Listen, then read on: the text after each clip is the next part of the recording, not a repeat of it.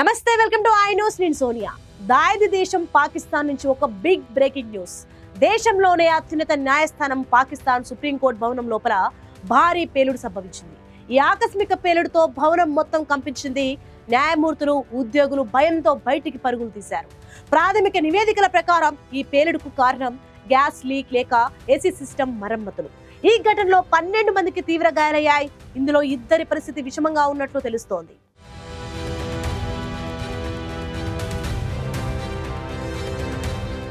ఇక ఇస్లామాబాద్ లోని సుప్రీంకోర్టు న్యాయ వ్యవస్థకు సెంటర్ గా ఉండాల్సిన చోట ఇప్పుడు భయం, గందరగోళం. ఆకస్మికంగా వచ్చిన భారీ శబ్దంతో భవనం మొత్తం షేక్ అయింది. వెంటనే న్యాయవాదులు, సిబ్బంది ప్రాణ భయంతో బయటికి పరుగులు తీశారు. మొదట్లో ఇది బేస్మెంట్ లోని క్యాంటీన్ లో గ్యాస్ సిలిండర్ పేలుడు అని చెప్పారు. కానీ లోకల్ మీడియా ఏమో సెంట్రల్ ఏసీ సిస్టమ్ రిపేర్ల సమయంలో ఈ బిగ్ బ్లాస్ట్ జరిగిందని చెప్తోంది. ఐజీపీ అలీ నాసిర్ రిజ్వీ కూడా క్యాంటీన్ లో చాలా రోజులుగా గ్యాస్ లీక్ అవుతుందని, ఏసీ రిపేర్ సమయంలో ఈ యాక్సిడెంట్ జరిగిందని కన్ఫర్మ్ చేశారు. ఈ పేలుడు కారణంగా కోర్ట్ నెంబర్ 6కు సీరియస్ డ్యామేజ్ అయినట్లు తెలుస్తోంది.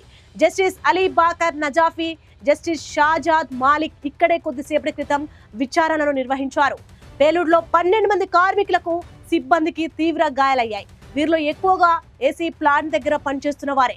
అత్యంత దయనీయమైన విషయం ఏంటంటే, ఒక ఏసీ టెక్నీషియన్ శరీరం దాదాపు 80% వరకు కాలిపోయింది. ఇందులో 2 కండిషన్ క్రిటికల్ గా ఉంది.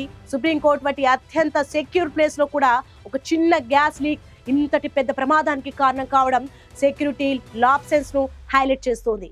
ఈ ఘటనపై ఇప్పుడు ఫుల్ డీటెయిల్ ఎంక్వైరీ జరుగుతోంది.